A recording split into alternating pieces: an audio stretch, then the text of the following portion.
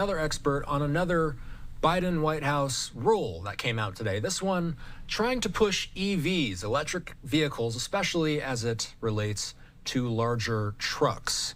We talked about the advent of electric vehicles, some of the headlines around them, including Hertz selling about 20,000 of their vehicles. I spoke with a marketing expert about the future of EVs, discussing their importance in markets, their importance with businesses like Hertz, and why the White House is acting on them this week. Let's watch.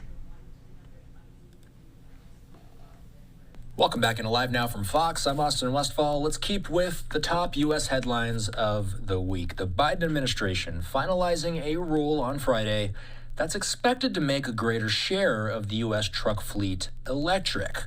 The Hill reports that it's difficult to say exactly what percentage of new heavy-duty truck sales could be expected to be electric under the new rule. Joining us to discuss this is our friend, Tom LaVecchia. We like to talk business strategy and marketing with Tom. And you know, Tom, when I hear about EVs, there's been so many headlines about EVs. The one I just mentioned, there's the Hertz scenario as well. I suppose my first question to you is the marketing of EVs working to the detriment of EVs at this point? Austin, as always, thank you for having me. And the short answer to that is yes, because obviously you can market the best you want any product, but there's still a market, right?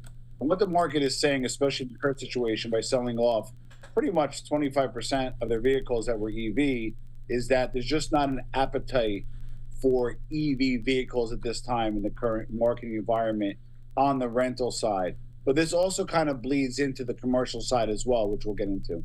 Yeah, and you know, I wanted to ask about some numbers here. So this was just released by the Biden administration. They say one possible scenario outlined in the EPA's new rules say that the sales of lighter, heavy-duty trucks could be 60% electric by 2032. They say those are lighter heavy-duty trucks. Then there's another classification for medium heavy-duty trucks. That could be 40% electric in 2032.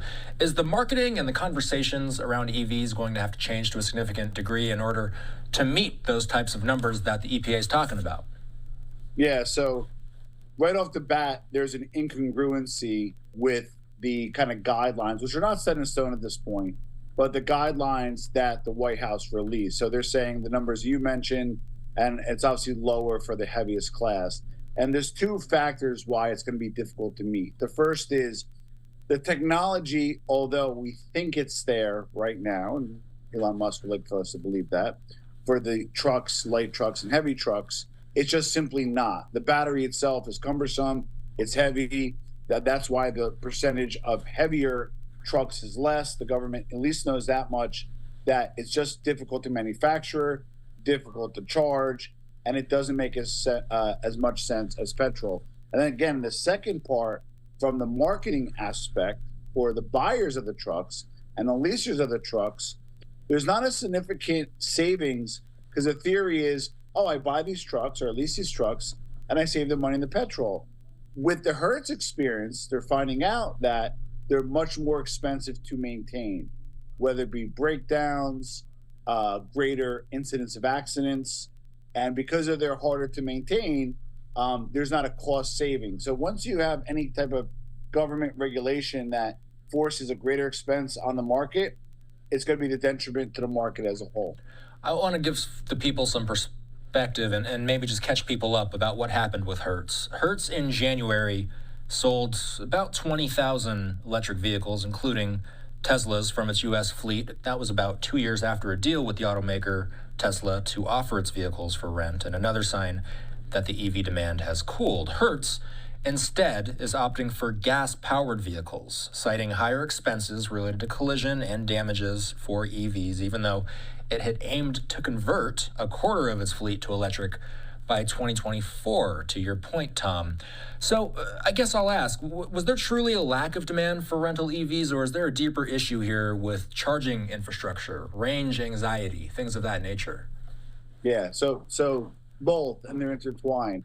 So on paper, it sounded great, right? Partner of Elon Musk and other EV makers, let's make the fleet be pretty much, a quarter EV, great for the environment, save on gas when you rent the car, safe on expenses. for maintaining the vehicles.